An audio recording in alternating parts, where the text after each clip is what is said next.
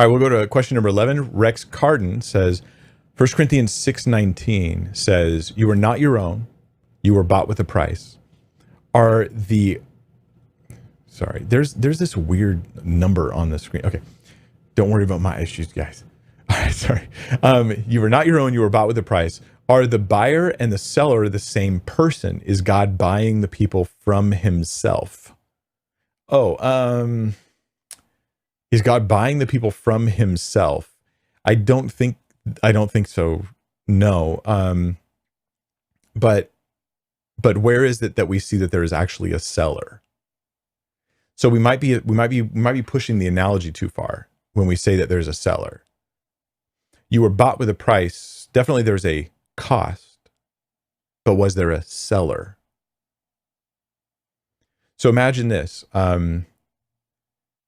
You were trapped up on a mountain. You were sent there because of somebody put you there, some bad thing you did or bad thing they did or whatever. And in order to get you back, I had to spend a bunch of money on mountain climbing gear. Then I had to go and I had to climb up the mountain and get up there, and I had to get you down. And it was all very expensive. And maybe I suffered a lot, and maybe I was even wounded. I lost an arm because of frostbite or something horrible like that. And then I could say to you later, like, your freedom was bought, not you, your existence, but your freedom was bought with a price. And you might turn to me and say, well, who did you buy it from?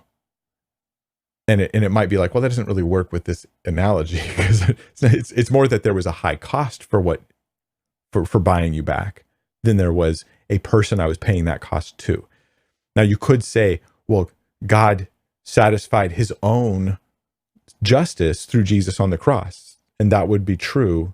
But does that make him the one that he's buying us back from himself? I think that's a clumsy, way of approaching the analogy.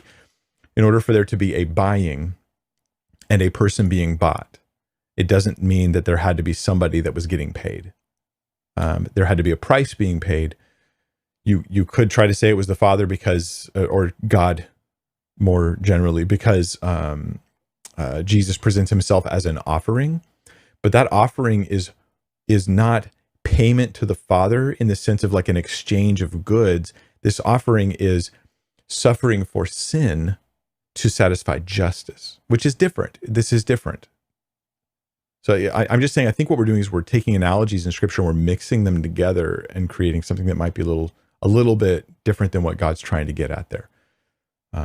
I'm trying to avoid getting into the ransom theory of the atonement. You can look at my series on penal substitutionary atonement if you guys are interested in that. All right.